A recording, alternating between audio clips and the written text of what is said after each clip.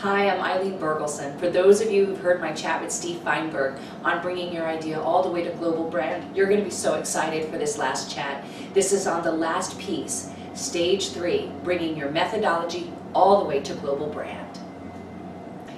Okay, Steve, we have talked about Stage 1, where we take that idea and we bring it into a system. Then we've talked about Stage 2, where we have that system and we move it into a methodology, something where it is poised for dissemination. Now let's talk about Stage 3, and in a way this is you said exciting, but I just say massive stage.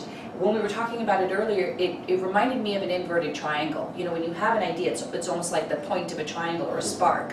And so creating that requires a certain amount of breadth and depth. And then taking it into a methodology, there are more moving pieces. Well, this stage, Steve, I think we're going to really need you to break things down, because there are as many moving pieces as will ever be in any of these stages. I mean, this is maximum capacity here. Yeah. All right, so how do we do it? Laying the groundwork. Okay. Methodology to brand. Take a deep breath.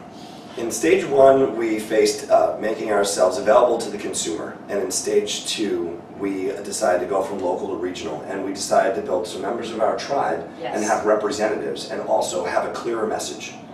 In Stage 3, to become a brand, what do you need? Well, what do brands have? Brands have websites. Brands have functioning communities. Brands have logos that are recognizable. Brands have representation on facets of media and marketing. Brands also have representatives that can operate with or without you, whether you decide to become a franchise, license yourself, or run it all close to the vest on your own, which is the most difficult path of the three. And that's the one that I had chosen for a long time because of quality control. So here you are now, you've got your method, you've got some of it written down, you at least have an outline. Right. It's replicable. Now you have to create all sorts of standardized protocols so that a person can teach a person to teach a person to do it, and other people can make money off of your idea, or else it doesn't go anywhere. Gotcha. So just to recap what you just said, I think that's a critical point.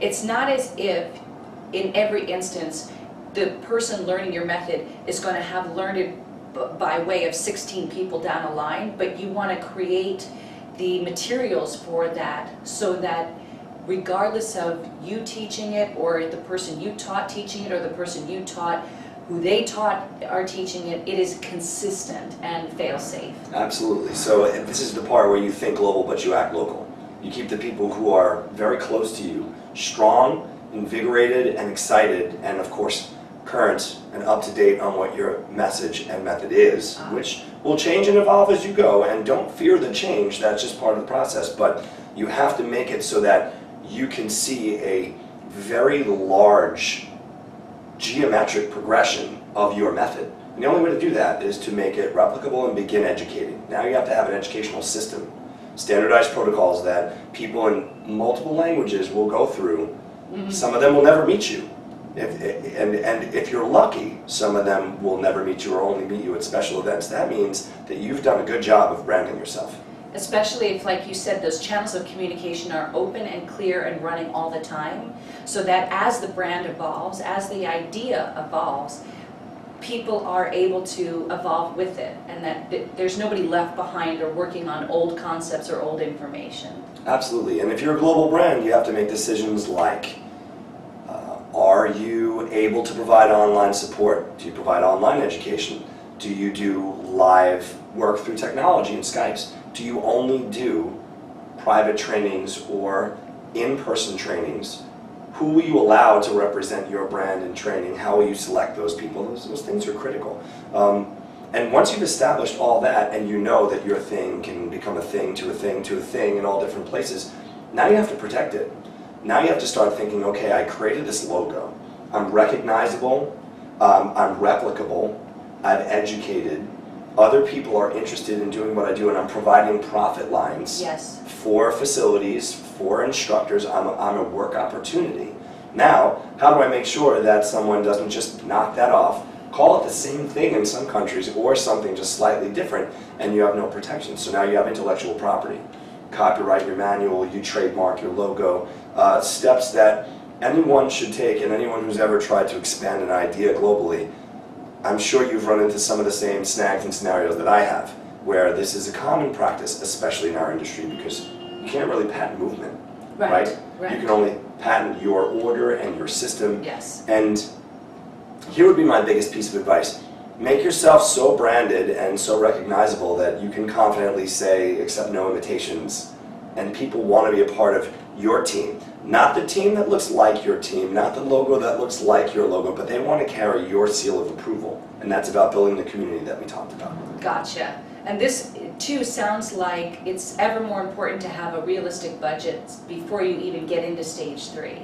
So to prepare well for stage 3, and I believe, correct me if I'm wrong, Steve, it seems like budget becomes an issue, especially starting in stage 2, and that by the time you get into creating a manual and just bringing other people into the fold, then you have to start thinking about money and where the money is going and what money do you need for development. But this stage, you've got to have a financial plan. Absolutely. You should have a budget, and you should have thought about that in stages and the order in which. So here I am, I've got a methodology to move to stage 3. I'm going to brand it first. I'm going to create a logo. I'm going to create a slogan.